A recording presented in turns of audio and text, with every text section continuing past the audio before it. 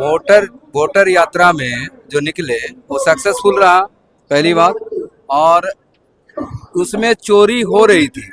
अब अररिया का एक विधानसभा उठा के देख लीजिए, वहाँ है तो आपको जानकारी होगा कि चुनाव जीतते जीतते 2 बजे 3 बजे तक, आज तक ऐसा सुने भूत भविष्य में कि 3 बजे भोर तक कहीं काउंटिंग होता है क्या?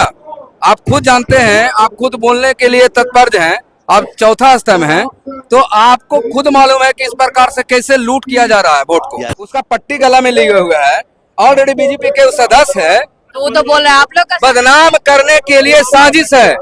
राहुल गांधी किसी को गाली नहीं देते हैं, भाईचारा के संबंध है।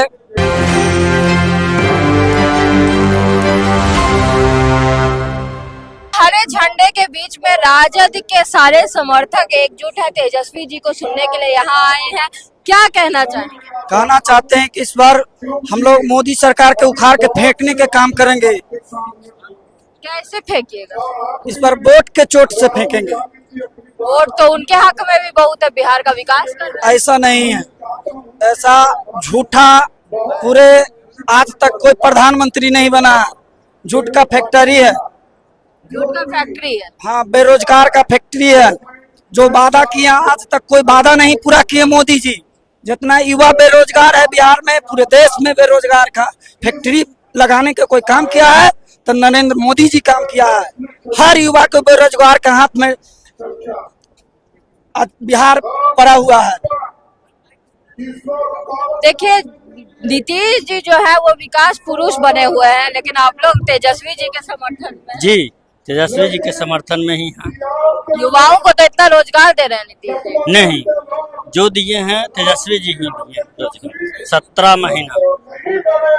क्या कहना चाहेंगे तेजस्वी जी के बारे में? तेजस्वी जी बिहार के बहुत अच्छे नेता हैं, बिहार के विकास करेंगे, हर नौजवान को नौकरी देने के वादा कर रहे हैं, वादा करेंगे।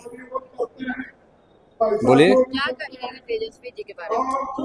तेजस्वी जी और राहुल गांधी जो वोटर यात्रा में जो निकले वो सक्सेसफुल रहा, पहली बात। और उसमें चोरी हो रही थी।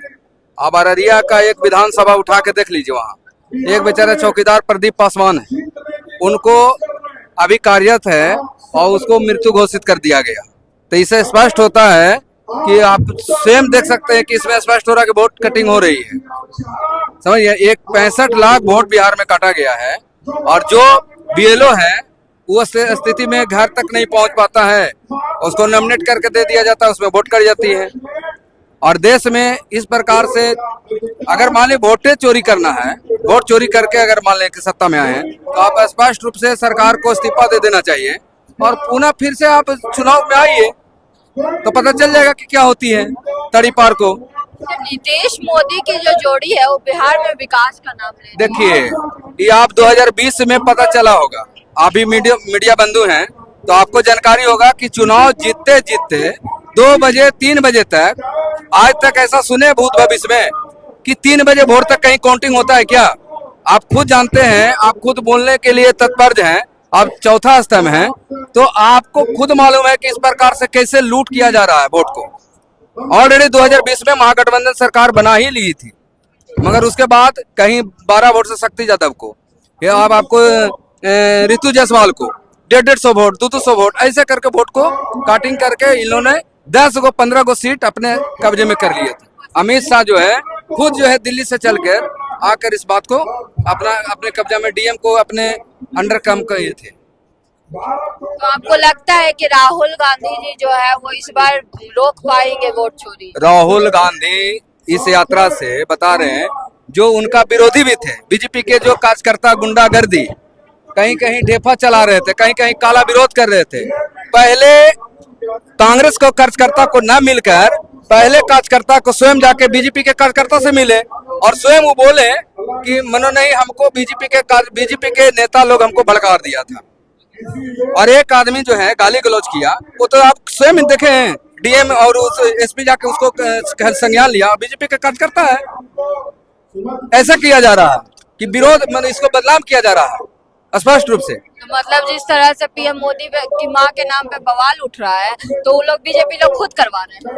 अरे भैया तो आप तो स्वयं देखिए ना, उसका पट्टी गला में लिया हुआ है, ऑलरेडी बीजेपी के सदस्य है, तो वो तो बोल रहे हैं आप लोग का बदनाम करने के लिए साजिश है। राहुल गांधी किसी को गाली नहीं देते हैं, भाईचारा के संबंध है, मोहब्बत की राजनीति करना चाहते हैं। ये नहीं कि तड़ी पार नियन आज है सरकार, जब मोदी की सरकार जाएगी झोला लेंगे और विदेश भाग जाएंगे। यही आप रहिएगा, पता चल जाएगा आपको। ये कहे जा रहे हैं कि बीजेपी की तरफ से जितने इल्जाम है वो और कुछ नहीं है, सिर्फ और सिर्फ बदनाम करने की कोशिश है। अब इसमें कितनी सच्चाई है और कितनी जो है वो यहाँ पर अफवाह है, वो तो देखना बड़ी बात होगी।